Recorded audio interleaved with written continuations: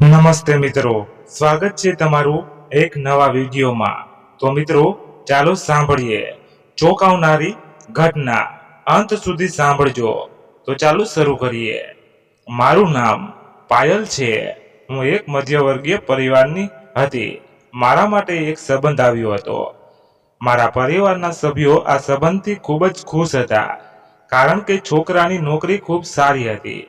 છોકરો કેનેડા નોકરી કરતો હતો અને તેનો પરિવાર પણ ઘણો નાનો હતો। તેના ઘરમાં માત્ર તેના માતા પિતા અને એક વિધવા ભાભી જ હતી। તે છોકરાના ભાઈનું ઘણા સમય પહેલા અવસાન થયું હતું, તેથી તેની ભાભી વિધવા બનીને તેમના જ ઘરમાં જીવન વિતાવી રહી હતી। તેને ફરીથી લગ્ન કર્યા ન હતા। મારા પરિવારના સભ્યો આ સંબંધથી ખૂબ જ ખુશ હતા, કારણ કે આવો સંબંધ નસીબદારને જ મળે। અને પછી આ સંબંધ જાતે જ અમારા ઘરે આવ્યો હતો। છોકરાની માતાએ પોતે આ સંબંધ માટે અમને કહ્યું હતું, કારણ કે તેને ક્યાંય મને લગ્નમાં જોઈ હતી અને હું તેને ખૂબ જ પસંદ આવી હતી। તેથી તેણે મારા લગ્ન તેના પુત્ર સાથે કરવાનું નક્કી કર્યું। મારા પરિવારના સભ્યોએ પણ છોકરાને જોતાની સાથે હા પાડી દીધી, કારણ કે છોકરાનો પરિવાર પણ સારો હતો, તેની નોકરી પણ સારી હતી અને છોકરો ભણેલો હતો। બધું એકદમ પરફેક્ટ હતું। આ રીતે મેં 2 મહિનામાં તે છોકરા સાથે લગ્ન કરી લીધા। મારા પતિનું નામ સૌરભ હતું। સૌરભને પણ હું ખૂબ પસંદ આવી હતી। લગ્નની પહેલી રાત્રે સૌરભે મને પોતાનો પ્રેમ વ્યક્ત કર્યો હતો અને કહ્યું હતું કે હું ખૂબ જ સુંદર છું। તે કહેતા હતા કે હું હંમેશા એક સુંદર છોકરી સાથે લગ્ન કરવા માંગતો હતો અને તું તે છોકરી છો જેની મને હંમેશા ઈચ્છા હતી। તને મળ્યા પછી મને એવું લાગે છે જાણે દુનિયાની બધી ખુશીઓ મને મળી ગઈ। મારા પતિ તરફથી મારા વખાણ સાંભળીને હું મનમાં ખૂબ જ આનંદ અનુભવી રહી હતી અને પોતાને ભાગ્યશાળી માની રહી હતી। મારું લગ્ન જીવન ખૂબ જ સારું ચાલી રહ્યું હતું। મારી સાસુ અને જેઠાણી ઘરનું તમામ કામ કરતી।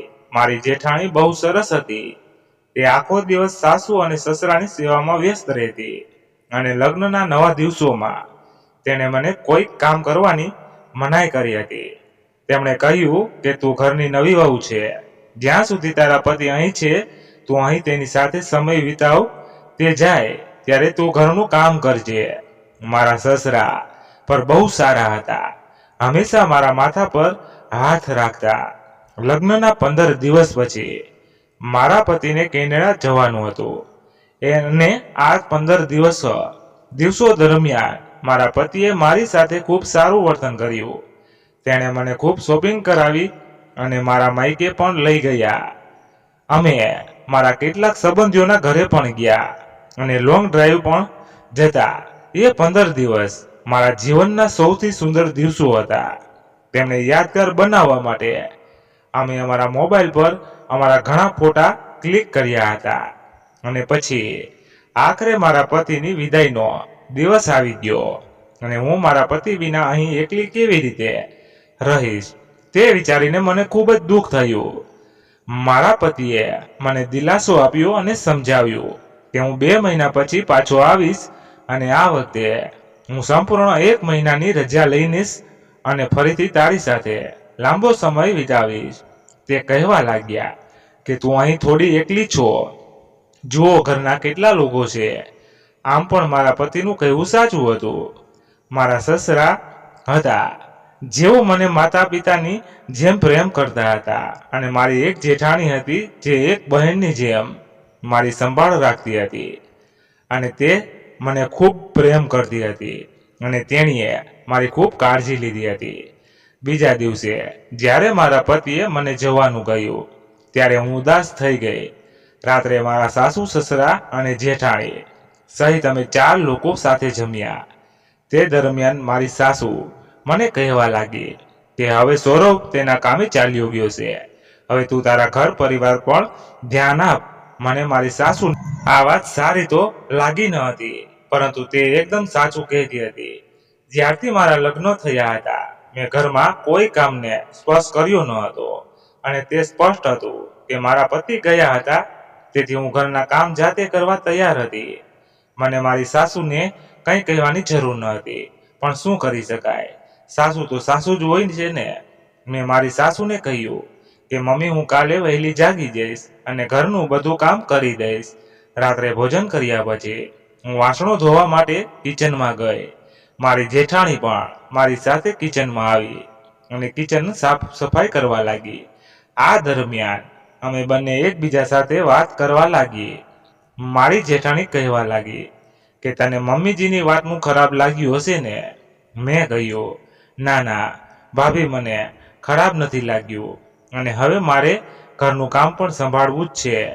આ સાંભળીને મારી જેઠાણી ચૂપ થઈ ગઈ અને પોતાના કામમાં વ્યસ્ત થઈ ગઈ. તે પછી રૂમમાં આવીને સૂઈ ગઈ.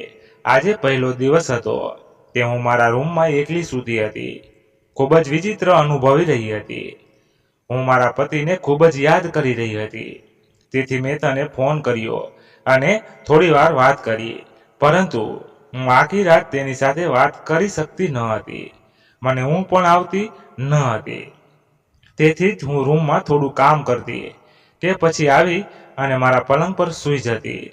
આ રીતે રાતના 3 વાગી ગયા હતા, પણ મારી આંખોમાં હજુ ઊંઘ ન આવી હતી. મને રૂમની અંદર ઘૂંટણ થતી હતી. તેથી હું મારા રૂમમાંથી બહાર આવી અને થોડી તાજી હવા ખાવા માટે ટેરેસ પર ગઈ. ઉનાળાનો સમય હતો અને ટેરેસ પર ખૂબ જ સરસ પવન ફૂંકાઈ રહ્યો હતો. મારા રૂમમાંથી બહાર આવતા જ મેં મારી જેઠાણીના રૂમનો દરવાજો ખુલ્લો જોયો. મેં વિચાર્યું કે કદાચ ઉનાળો છે, આ કારણે તેણે રૂમનો દરવાજો ખુલ્લો રાખ્યો હશે. પછી હું ટેરેસ પર પણ આવી ગઈ હતી અને લાંબા સમય સુધી ટેરેસ પર ચાલતી રહી અને મારો મોબાઈલ વાપરતી રહી. જ્યારે મોબાઈલ વાપરતી વખતે મારી આંખો ભારે થવા લાગી અને મને લાગ્યું કે મારે સૂઈ જવું જોઈએ. તેથી હું ટેરેસ પરથી નીચે આવી. મેં આ વખતે જોયું તો મારી જેઠાણીના રૂમનો દરવાજો બંધ હતો. આ ખૂબ જ વિચિત્ર વાત હતી. હું 1 કલાક પહેલા ટેરેસ પર ગઈ હતી ત્યારે મારી જેઠાણીના રૂમનો દરવાજો ખુલ્લો હતો અને હવે તેના રૂમનો દરવાજો બંધ. પછી મેં વિચાર્યું કે શક્ય છે કે તેઓએ હવે રૂમનો બંધ કરી દીધો હોય અને કોઈ પણ રીતે મારે તેના પર વધુ ધ્યાન ન આપવું જોઈએ. રૂમનો દરવાજો ખુલ્લો હોય કે બંધ હોય, કોઈ અર્થ નથી. આથી હું રૂમમાં આવી અને સૂઈ ગઈ. સવારે 7 વાગે હું ઉઠી ગઈ હતી અને સૌથી પહેલા કિચનમાં જઈને મેં મારા માટે ચા બનાવી. ઘરમાં બીજા બધા લોકો સૂતા હતા, તેથી નાસ્તો કર્યા પછી મેં મારા રૂમની સફાઈ શરૂ કરી. મારી સાસુ 9 વાગે જાગી અને મારા સસરા હજુ પણ સૂતા જ હતા. મારી જેઠાણી પણ તેના રૂમમાં સૂતી હતી. પણ આટલા દિવસોથી હું જોતી હતી કે મારી જેઠાણી સવારે 6 વાગે ઉઠી જતી અને ઘરના બધા કામમાં વ્યસ્ત થઈ જતી. આજે તે ખૂબ જ વિચિત્ર હતું કે મારી જેઠાણી હજી સુધી સૂઈ રહી હતી. મારી સાસુએ મને ચા બનાવવાનું કહ્યું. મેં તેના માટે ચા બનાવી આપજે. પહેલી વાર મેં કિચનમાં કોઈ કામ કર્યું હતું. મારા સાસુને મારા હાથની ચા ખૂબ જ પસંદ આવી. મેં મારા સાસુને કહ્યું, મમ્મી, ભાભીની તબિયત સારી તો છે ને? તે આજે ઘણા સમયથી સૂઈ રહી છે. તો તે મને કહેવા લાગી, હા, મેં તેને મોડ ઉઠાવવાનું કહ્યું. હવે તું ઘરે આવી ગઈ છે ને, તેથી જ ઘરનું બધું જ કામ તું જ કર. તેણે જે કહ્યું તે સાંભળીને મને આશ્ચર્ય થયું. મારી સાસુ કહેવા લાગી, આચલ છેલ્લા 5 વર્ષથી ઘરનું ધ્યાન રાખે છે. તેનો પતિ ઘરમાં નથી, તેમ છતાં તે ઘરનું કામ કરે છે. હવે તું તેને આરામ આપ અને ઘરનું કામ કર અને સાથે તારા સાસુ સસરા અને જેઠાણીની સેવા પણ કર. આ વાત પર મેં મારી સાસુને કંઈ કહ્યું નહીં અને ચૂપચાપ પોતાનું કામ ચાલુ રાખ્યું. મને ખૂબ જ વિચિત્ર લાગ્યું કે મારી જેઠાણીના લગ્નને 5 વર્ષ થયા છે અને છેલ્લા 5 વર્ષથી તે મારા સાસુ સસરાની સેવા કરે છે. આમાં શું બહુ મોટી વાત હતી? અને આચલ ભાભી વિધવા હોવા છતાં ઘરની વહુ પણ હતી અને તે પણ અહીં જ રહેતી હતી. જો એમ હોય તો ઘરનું કામ કરવાની જવાબદારી તેમની પણ છે. હવે એવું નથી કે હું તેના ઘરે આવી ગઈ તો તે કોઈ કામ નહીં કરે. ગમે તે હતું, પણ હું ઘરની વહુ હતી અને મારા લગ્નને થોડા દિવસો જ થયા હતા. ઘરના બધા કામ મને સોંપવામાં આવ્યા હતા. દરેકના કપડાં ધોવા, નાસ્તો, લંચ અને ડિનર, આખા ઘરની સફાઈ, દરેક વખતે વાસણો ધોવાની જવાબદારી પણ મારી જ હતી. અને પછી બધા પોતપોતાના કપડાં ઉતારીને મને સોંપતા.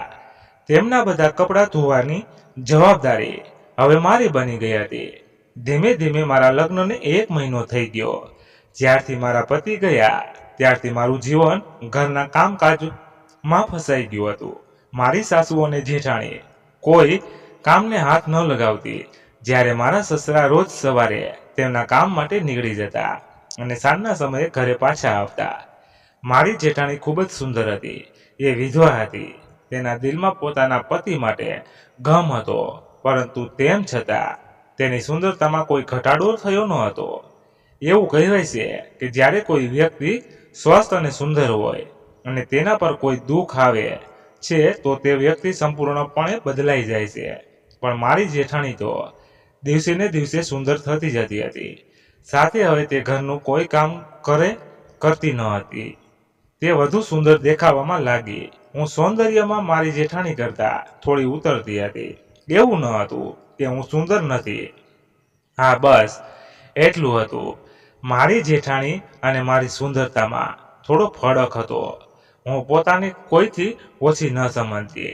મારા પતિ મને રોજ રાત્રે ફોન કરતા અને મારી સુંદરતાના વખાણ કરતા. ક્યારેય થાકતા નહીં. પણ મારી સાસુ મારી સામે મારી જેઠાણીના વખાણ કરતી અને મને અપમાનિત કરવાનો પ્રયાસ કરતી રહેતી. મારી જેઠાણી તેમના વખાણ સાંભળીને ખૂબ ખુશ થઈ જતી. મારી જેઠાણી મારી સાથે ખાનગીમાં એવું વર્તન કરતી કે જાણે તે મારી સગી બહેન હોય. પણ મારી સાસુ સામે તે આ રીતે પ્રતિક્રિયા આપતી હતી જાણે તે તેની વહુ નથી પણ તેની દીકરી છે.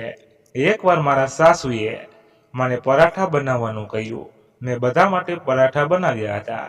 રાત્રે જ્યારે અમે બધા સાથે જમવા બેઠા તો મારી સાસુએ બધા પરાઠા ફેંકી દીધા અને કહ્યું કે આ તે શું બનાવ્યું છે? આ પરાઠા છે. મારી જેઠાણી મારી સાસુ તરફ જોઈને કહેવા લાગી, અરે મમ્મી, શાંત થાઓ. આટલે ગુસ્સે થવું તમારા સ્વાસ્થ્ય માટે સારું નથી. જ્યારે મારા સસરા પણ મારી જેઠાણીની હામાં હા કહી રહ્યા હતા, પણ હું ખૂબ શરમ અનુભવી રહી હતી. મારી સાસુએ બધાની સામે મારા ભોજનનું અપમાન કર્યું હતું. મારા સાસુએ કહ્યું કે આ પરાઠામાં ઘણું બધું મીઠું છે. જ્યારે મેં પરાઠા ચેક કર્યા તો તેમાં સાચે ઘણું મીઠું હતું. આજે મારાથી મીઠું વધારે પડી ગયું હતું. પણ જે રીતે મારી સાસુએ મારી સાથે વર્તન કર્યું તેનાથી મારું દિલ દુખી ગયું. હું જે સાસુને સારી માનતી હતી તે મારી સાથે ખૂબ જ ખરાબ વર્તન કરતી હતી. હું ખરાબ રીતે રડવા લાગી. મારા સસરાએ કહ્યું કે રડવાનું બંધ કરો વહુ અને તમારા રૂમમાં જાઓ. હું દોડીને મારા રૂમમાં આવી. મેં ખાવાનું પણ ખાધું ન હતું, પણ મને સંભળાતું હતું કે મારા સસરા મારી તરફથી બોલતા હતા અને મારી સાસુને ઠપકો આપતા હતા. કહેતા હતા કે તારે વહુનું આટલું અપમાન કરવું જોઈતું ન હતું. જો તે સૌરભને બધું કહેશે તો તે પણ ગુસ્સે થઈ જશે. મારી સાસુ કહેવા લાગી, થતો હોય તો ભલે થાય. તેની પત્ની કેવી છે જો. તેને તેની પત્નીએ બનાવેલું ભોજન ખાધું હોત તો તે પણ તેને ઠપકો આપત. મારી સાસુ કહેતી હતી કે તમારે વહુ તરફથી બોલવાની કોઈ જરૂર નથી. મારા સસરા હંમેશા મારી સાસુથી ડરતા હતા અને જ્યારે મારી જેઠાણી કોઈ કામ કરતી ન હતી અને તેને મારી સાસુએ જે કહ્યું હતું કે હવે તારી દેવડાદી આવી ગઈ છે તેથી તારે ઘરનું કોઈ કામ કરવાની જરૂર નથી. સાસુ અને વહુ બંને એક જ રૂમમાં બેસીને એકબીજા સાથે વાતો કરતા. મારા સાસુ કહેતા કે મારી મોટી વહુ બિલકુલ મારી દીકરી જેવી છે અને આ વાત મને બહુ દુઃખી કરતી. છેવટે હું ઘરના તમામ કામ કરતી અને તેની સેવામાં કોઈ કસર છોડતી ન હતી. તેમ છતાં મારી સાસુ મારી સાથે આવું વર્તન કરતી. હું ખૂબ જ રડતી હતી. મેં મારા પતિને ફોન કર્યો અને તેની માતાએ મારી સાથે જે રીતે અપમાન કર્યું તે વિશે બધું કહ્યું. મારી વાત સાંભળ્યા પછી મારા પતિએ મને તે જ ક્ષણે મારું સાસુને ફોન કરવા કહ્યું. આટલું કહીને મારા પતિએ ફોન ડિસ્કનેક્ટ કરી નાખ્યો. થોડા સમય પછી મારા પતિનો ફોન આવ્યો અને તેણે મને પ્રેમથી સમજાવવાનું શરૂ કર્યું અને કહ્યું કે તું ચિંતા કરીશ નહીં, મેં મમ્મીને સમજાવી છે. તેણે કહ્યું છે કે તે તારી સાથે આવું ક્યારેય નહીં કરે. મમ્મી દરેક વાત માટે મારી પાસે માફી માંગતી હતી. ચિંતા કરીશ નહીં. મમ્મીએ મને ખાતરી આપી છે કે તે ભવિષ્યમાં આવું ક્યારેય નહીં કરે. મારા પતિની વાત સાંભળીને મારા ચહેરા પર થોડી ખુશી આવી હતી, પરંતુ મારા પતિની આગલી વાતે મને વિચારમાં નાખી દીધી. તેને કહ્યું, જુઓ પાયલ, આવી નાની નાની વાતો સાસરિયામાં થતી રહે છે, પણ તારે પણ સહન કરવું જોઈતું હતું. તું રડીને તરત જ તે મારા મા વિશે મારી સાથે ફરિયાદ કરી, એ મને ગમ્યું નહીં. મમ્મી પણ મને કહી રહી હતી, આ તો આપણા ઘરની વાત છે, તો તારે મમ્મી પાસે જ ઉકેલવી જોઈતી હતી. ચાલ, આજે તારી આ ભૂલ થઈ છે અને મેં મમ્મીને પણ સમજાવી છે, પણ હવેથી ઘરની બાબતોનું નિરાકરણ ઘરે જ કરવું જોઈએ. એ વાતનું ધ્યાન રાખજે. હું મારા પતિની વાત સાંભળીને ચૂપ થઈ ગઈ અને સમજી ગઈ કે તેની માતાએ તેને આ શીખવ્યું હશે.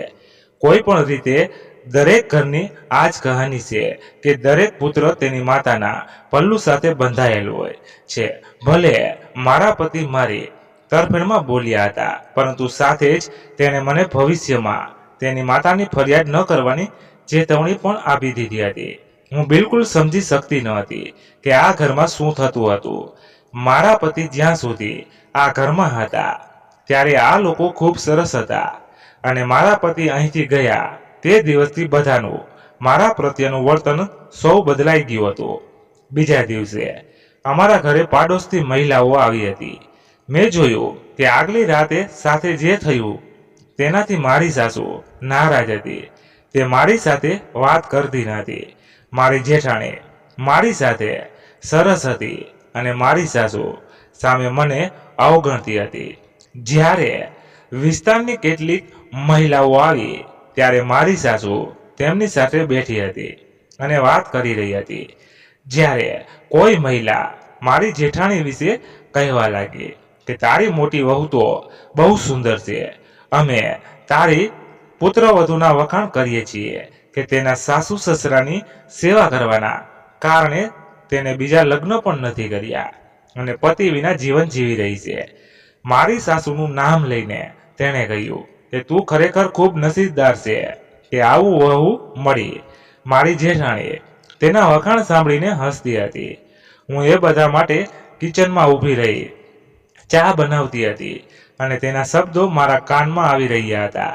જ્યારે બીજી મહિલા કહેવા લાગી કે તારી મોટી વહુ તો વખાણને પાત્ર છે. હવે મને કે તમારી નાની વહુ કેવી છે? તમારી નાની વહુના લગ્ન થયા ને 1 મહિનાથી વધુ સમય થઈ ગયો છે. મારી સાસુ તેને કહેવા લાગી, હું તને શું કહું બેન, દરેક વહુ મારી આંચલ વહુ જેવી નથી હોતી.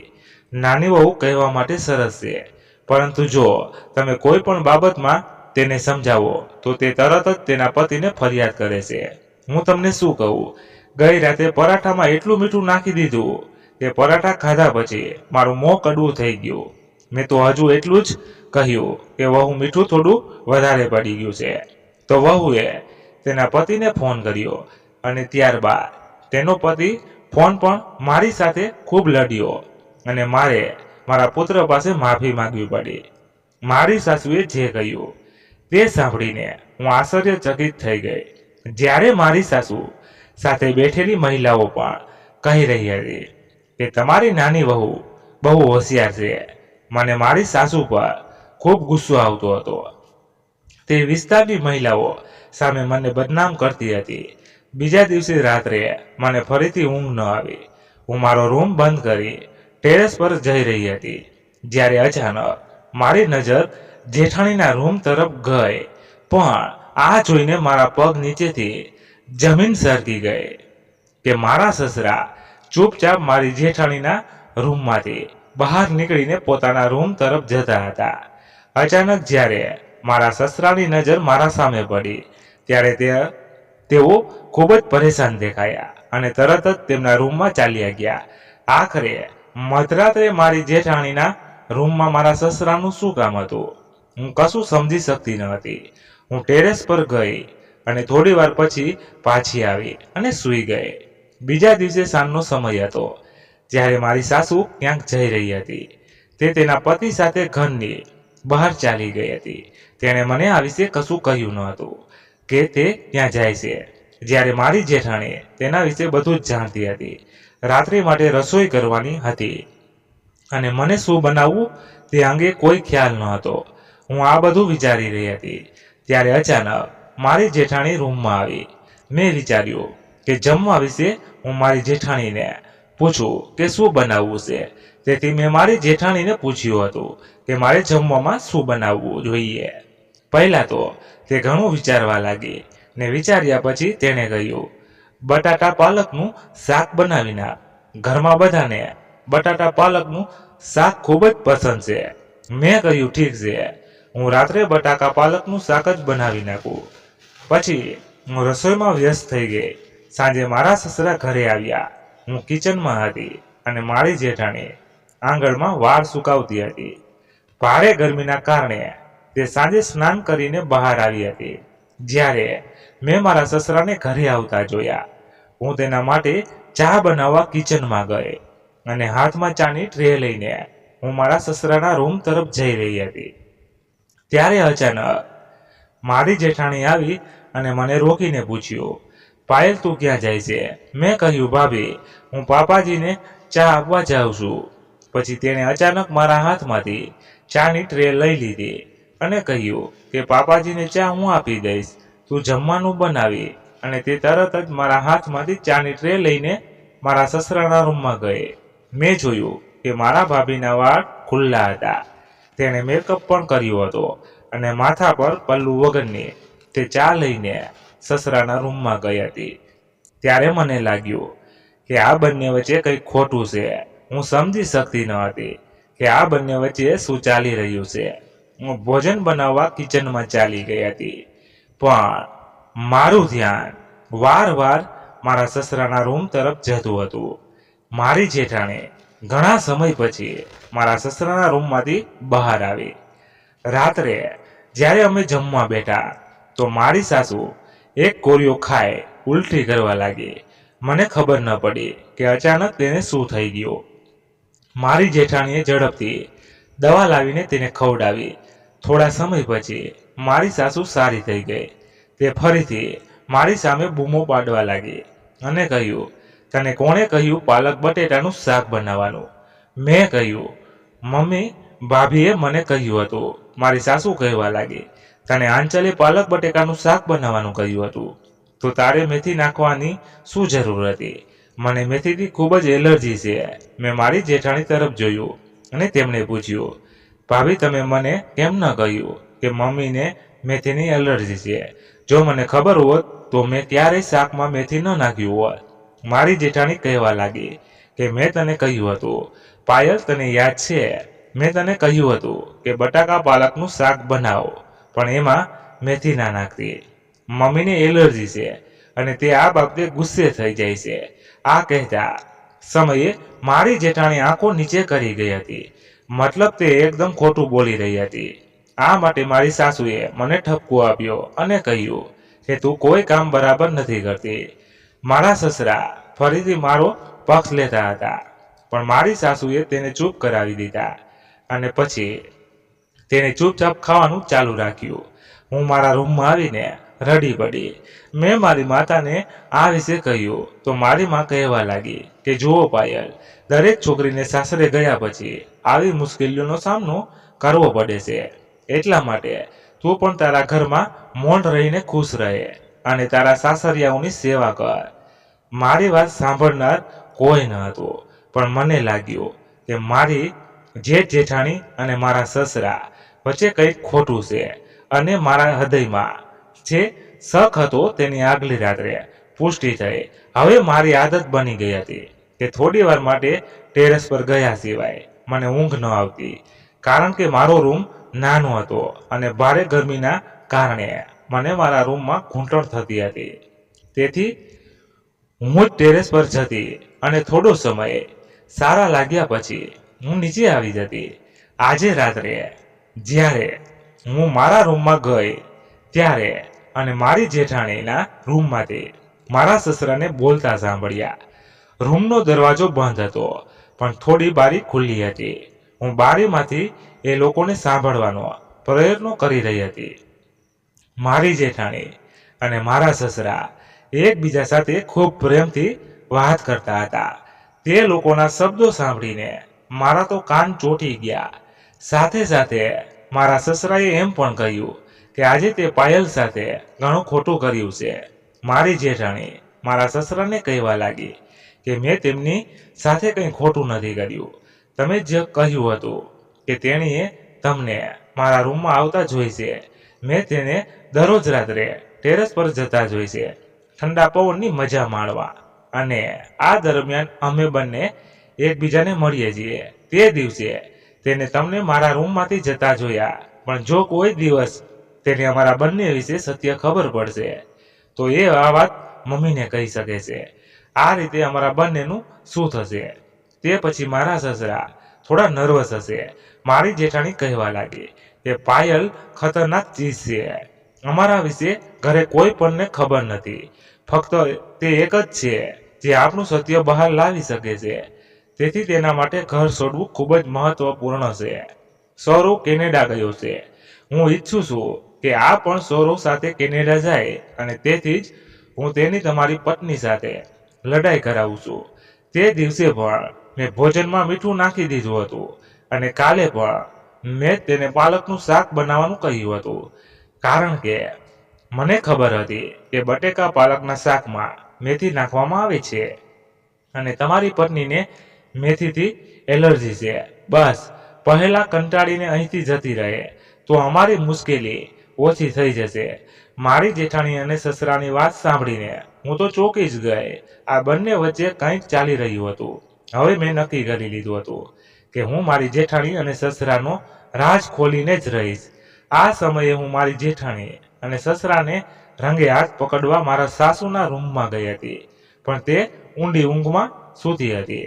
મેં વિચાર્યું કે હું મારી સાસુને જગાડીશ અને તેમને ચૂપચાપ મારી જેઠાણીના રૂમમાં લઈ જઈશ, જેથી તેમને તેમની વચ્ચેની મુલાકાત વિશે ખબર પડે અને તેમને પણ ખબર પડે કે આખરે તેમની મોટી વહુનું અફેર તેના જ પતિ સાથે હતું. મારી જેઠાણી પણ શરમ અનુભવી રહી હતી.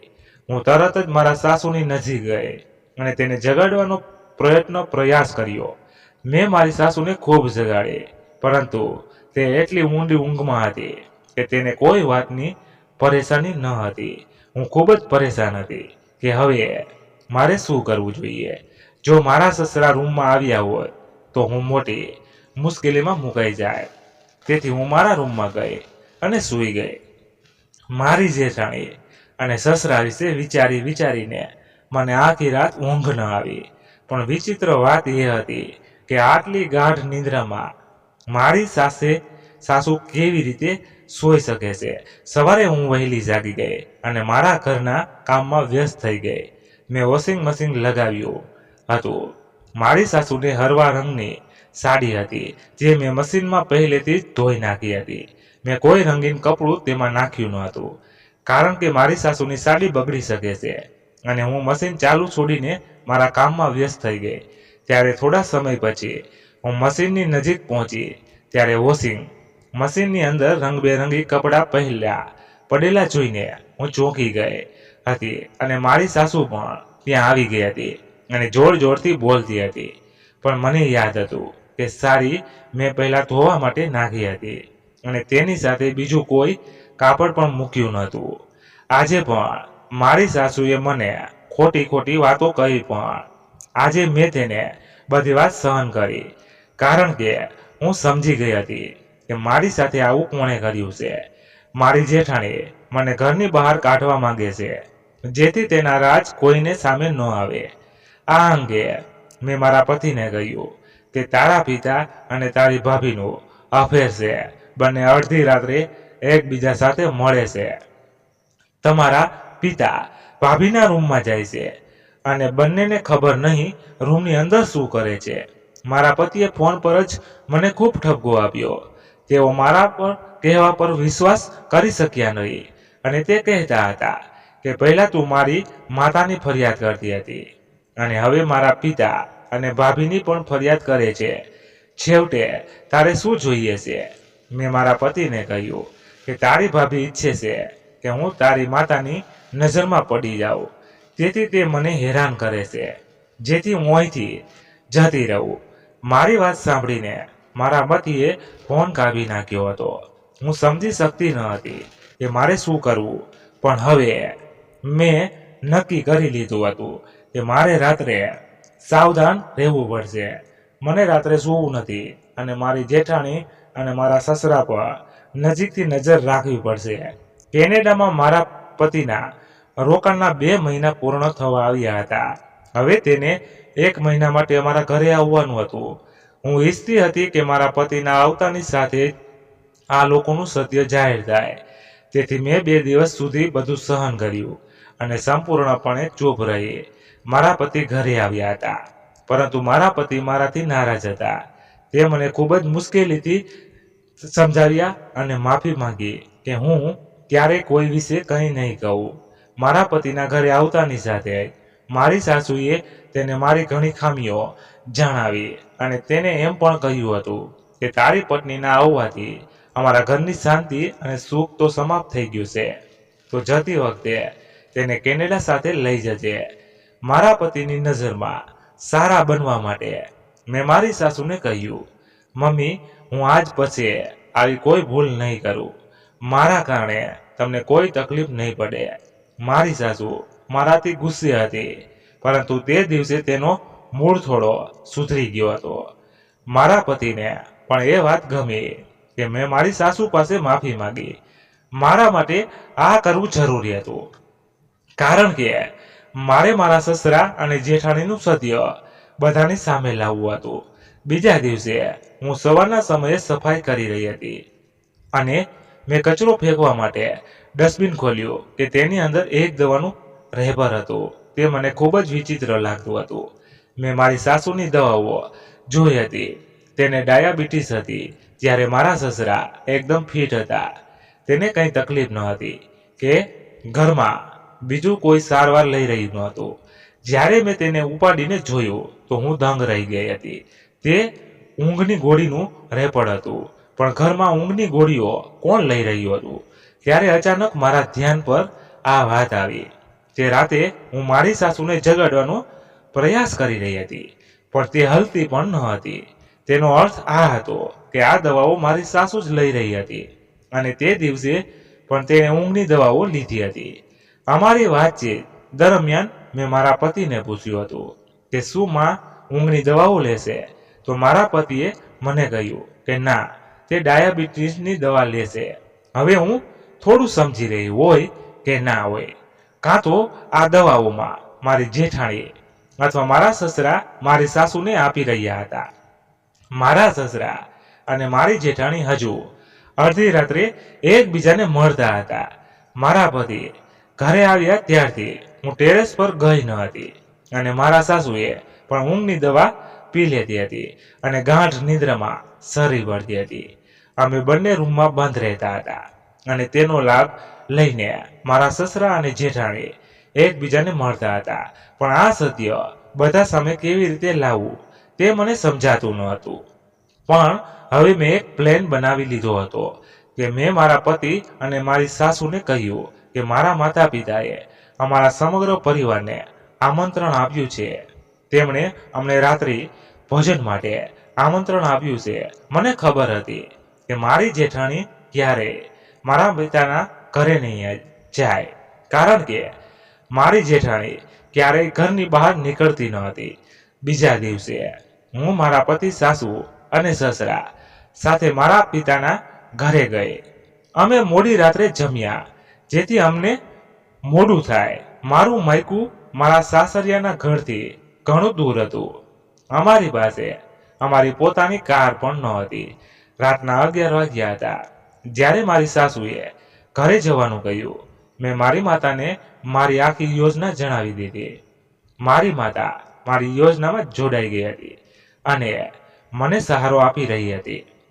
તેથી મારી મમ્મીએ મારા પતિ અને સાસુને આજની રાત રોકાવાનું કહ્યું હતું. તેણે કહ્યું કે તમે બધા કાલે સવારે ચાલ્યા જશો. અહીં વાહનની પણ સમસ્યા છે. તમે લોકો આટલી મોડી રાત્રે ક્યાં જશો?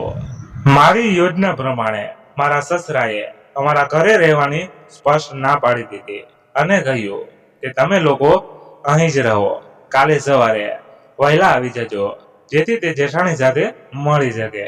મારી માતા અને મારી ભાભીએ મારા પતિ અને સાસુને જીદ કરી રહી હતી, એટલા માટે તેઓ અમારા ઘરે જ રોકાઈ ગયા હતા અને મારો ભાઈ તેની બાઇક પર મારા સસરાને ઘરે મૂકવા ચાલ્યો ગયો હતો. આજે રાત્રે મારી જેઠાણી અને મારા સસરાનો રસ્તો સાફ હતો, પરંતુ તેઓને ખબર ન હતી કે તે લોકો મારી યોજનામાં ખરાબ રીતે ફસાઈ ગયા છે. હજુ બહુ સમય ન હતો. હું રાત્રે 3 વાગ્યાની ઉત્સુકતાપૂર્વક રાહ જોઈ રહી હતી. આજે મારી સાસુ પણ કહેતી હતી કે મને કેમ ઊંઘ નથી આવતી. આમ તો હું વહેલી સૂઈ જાઉં છું. રાતના 3 વાગવાના હતા અને મેં મારી સાસુ અને પતિને કહ્યું કે ભાભી અને પિતાજીનું અફેર ચાલે છે. મારી વાત સાંભળીને મારા સાસુ અને મારા પતિને વિશ્વાસ ન આવ્યો. ત્યારે મારા પતિ મારા પર ખૂબ જ ગુસ્સે થવા લાગ્યા અને નીચા અવાજમાં વાત કરવા લાગ્યા, કારણ કે મારા પરિવારના સભ્યોને ખ્યાલ ન આવે કે તે મારી સાથે લડી રહ્યા છે. મારી સાસુ પણ મારા પતિને કહેવા લાગી, જુઓ, મેં તને કહ્યું હતું કે તારી પત્ની બહુ હોશિયાર છે. હવે તે તેના સસરાને દોષી ઠેરવી રહી છે. હું જાણતી હતી કે લોકો મારા વિશે આવી જ વાતો કહે છે, તેથી જ મેં તેમને કહ્યું કે જો તમે લોકો મારી વાત માનતા નથી તો તમે લોકો અત્યારે અને આ ક્ષણે મારી સાથે ઘરે ચાલો, કારણ કે આ બંને મધ્યરાત્રિએ જ મળે છે. મેં મારી સાસુને પણ કહ્યું હતું કે તમને ઊંઘની દવા આપવામાં આવે છે, તેથી તમે ગાંઠ ઊંઘમાં ચાલ્યા જાઓ. અને મારા સસરા આસાનીથી રૂમમાંથી બહાર નીકળીને ભાભીના રૂમમાં પહોંચી જાય છે. મેં તે દવા મારા સાસુને પણ બતાવી હતી અને કહ્યું હતું કે આ દવા તમને આપવામાં આવે છે. મારી સાસુ તે દવાને ઓળખી શકતી ન હતી, કારણ કે તેને રાત્રે દૂધમાં ભેળવીને દવા આપવામાં આવતી હતી. પરંતુ આજે મારા પતિએ કહ્યું હતું કે જો આ ખોટું હશે તો હું તને છૂટાછેડા આપી દઈશ. મને પણ આ વાતની ખાતરી હતી. મેં કહ્યું હતું કે એકવાર તમે મારી સાથે ઘરે આવો અને તમારી પોતાની આંખોથી બધું જોશો તો હું તમને કહેશો તેમ કરીશ. હું અને મારા પતિ અને મારી સાસુ સહિત અમે ત્રણેય જણ એ જ સમયે ઘરની બહાર નીકળ્યા અને અડધા કલાક પછી ઘરે પહોંચ્યા. અમે એકદમ ચૂપચાપ ત્યાં પહોંચી ગયા હતા. મારા પતિ પાસેથી ઘરની ચાવી હતી. મેં મારા પતિને કહ્યું કે ધીમું તાળું ખોલો, જેથી કોઈને અમારા આગમનની ખબર ન પડે. જ્યારે અમે અંદર પહોંચ્યા તો મારા સસરા અને જેઠાણીનો અવાજ આવી રહ્યો હતો, પણ આ અવાજ મારી જેઠાણીનો રૂમમાંથી આવતો ન હતો. પણ આજે મારી જેઠાણી મારા સસરાના રૂમમાં હાજર હતી. મારા સસરા મારી જેઠાણી સાથે પ્રેમથી વાત કરી રહ્યા હતા અને તેને કહેતા હતા કે આજે એવું લાગ્યું જાણે તું મારી પત્ની છે. આટલા લાંબા સમય પછી આજે તને મારા રૂમમાં જોઈને હું ખૂબ જ ખુશ છું. વહુના માતા પિતાએ ખૂબ સારું કામ કર્યું છે કે તે લોકોને રોક્યા હો. અને મારા પતિ ચૂપચાપ આ બધી વાતો સાંભળતા હતા. મારા પતિ આ સહન કરી શક્યા નહીં અને મારા પતિ રૂમમાં પ્રવેશ્યા અને તેના પિતાનો કોલર પકડી લીધો. જ્યારે મારી જેઠાણી અમને જોઈને ચોંકી ઉઠી હતી અને તેમની જીભ પર એક જ પ્રશ્ન હતો કે તમે લોકો અહીં શું કરો છો. જ્યારે મારી સાસુએ તેના મોઢા પર થપ્પડ મારી અને કહ્યું, ખરાબ સ્ત્રી, મેં તને મારી દીકરી બનાવી અને તું મારા પતિ સાથે આ બધું કરી રહી છે. તને શરમ ન આવી? તે તારા પિતા જેવડું છે. મારા પતિએ પણ મારા સસરાને પૂછ્યું કે આ શું થઈ રહ્યું છે અને કેટલા સમયથી પછી મેં જે વિચાર્યું હતું તે થયું. મારા સસરાએ મોંમાંથી બધું કહ્યું. મારા પતિ અને સાસુ સામે તેનું સમગ્ર સત્ય આવી ગયું હતું. મારી જેઠાણી મારા સસરાનો તેની હવસ માટે ઉપયોગ કરી રહી હતી. મારી જેઠાણીનું આ દુનિયામાં કોઈ ન હતું, એટલે તે ક્યાંય જઈ શકતી ન હતી. મારી જેઠાણી બહુ સુંદર હતી. તેના કાબૂમાં કરી અને તેઓએ મારી સાસુને ઊંઘની દવાઓ આપવાનું શરૂ કર્યું અને તેઓ રાત્રે એકબીજાને મળતા હતા. મારી સાસુના મગજમાં કદાચ એવું આવે છે તે મારી જેઠાણીના બીજી વાર લગ્ન કરી દે, પણ મારી જેઠાણી ફરીથી લગ્ન કરવા માંગતી નહોતી, કારણ કે તેમનું જીવન અહીં ખૂબ જ સારી રીતે ચાલી રહ્યું હતું. તેથી તેણે મારી સાસુને વાતોમાં વ્યસ્ત રાખી અને તે મારી સાસુની એટલી ફેવરિટ બની ગઈ હતી કે તે તેને ઘરમાંથી કાઢવાનું વિચારે પણ નહીં. મારા પતિ શરૂઆતથી જ કેનેડામાં રહેતા હતા. તે ક્યારેય ઘરે આવતા હતા, જેથી તેમની વચ્ચે કોઈ આવતું નહોતું. જ્યારે મારા લગ્ન થયા અને મારી જેઠાણીને લાગ્યું કે હું તેનું સત્ય જાણીશ, તેથી તે મારી સાસુને ભડકાવવાનું શરૂ કર્યું અને તે ઈચ્છતી હતી કે હું કોઈક રીતે મારા પતિ સાથે કેનેડા જાઉં, જેથી તેનો રસ્તો સાફ થઈ શકે. મારા પતિએ નક્કી કર્યું હતું કે તે ઘર છોડીને ચાલ્યા જશે. મારી જેઠાણી અને મારા સસરા હાથ જોડીને માફી માંગી રહ્યા હતા, પરંતુ મારી જેઠાણી અને મારા સસરા અમારી નજરમાં પડી ગયા હતા. મારી જેઠાણીએ બધાને કહ્યું હતું કે હું ખોટી નથી, પણ મારી જેઠાણીએ તેમની સામે મને ખોટી સાબિત કરી હતી. મારી સાસુએ મારી પાસે માફી માંગી. મેં મારી સાસુને માફ કરી દીધી, પણ મારા પતિ તેના પિતા સાથે રહેવા માંગતા ન હતા. આથી બંને પોતાના હાલ પર છોડી મારા પતિ મને અને મારી સાસુને લઈને કેનેડા આવ્યા હતા. મારા સસરા અને મારી ભાભીને શું હાલત છે, અમે લોકો તે વિશે કંઈ જાણતા નથી. કેનેડામાં મારું જીવન ખૂબ જ સારી રીતે ચાલી રહ્યું છે. મારા લગ્નના શરૂઆતના દિવસોમાં મારી સાસુ મારી સાથે જેવી હતી તે અત્યારે બિલકુલ એવી જ છે અને મારું જીવન ખૂબ જ સારી રીતે ચાલી રહ્યું છે. જ્યારે મારી સાસુ તેના પતિની બેવફાઈથી ખૂબ જ દુઃખી છે અને હવે બીમાર રહેવા લાગી છે. તો મિત્રો, અહીંયા વાર્તા સમાપ્ત થાય છે. તમારે શું કહેવું છે તે કોમેન્ટમાં કહેજો અને પસંદ આવ્યું હોય તો લાઈક કરી તમારા બધા મિત્રો સર્કલમાં શેર કરજો. અમારી ચેનલ પર નવા છો તો ચેનલને ઝડપથી સબસ્ક્રાઇબ કરી લેજો, એટલે તમને વાર્તા અવનવી સાંભળવા મળતી રહે. Thank you. તો મિત્રો, આ એક ફક્ત કાલ્પનિક વાર્તા છે, મનોરંજન માટે. તો વાર્તા કેવી લાગી ચોક્કસ કોમેન્ટ બોક્સ કરીને કહેજો, અને તમારે આગળથી કેવી વાર્તાઓ સાંભળવી છે તો એ કહેજો. બરાબર? તો હાલો, હું કોમેન્ટની રાહ જોઈશ, એટલે આપણે આગળથી એવી વાર્તાઓ લાવીએ. તમે કહેશો એ પ્રકારની કંઈક આપણે લાવવાનો પ્રયત્ન કરશું. તમે કહેશો તો મને ખબર પડશે કોમેન્ટમાં, બરાબર? નકર તો મને કેમ ખબર પડે? તો આ વાર્તા કેવી લાગી એ પણ ખાસ કહેજો. તો ચાલો મળીએ નવી વાર્તા સાથે. Bye bye.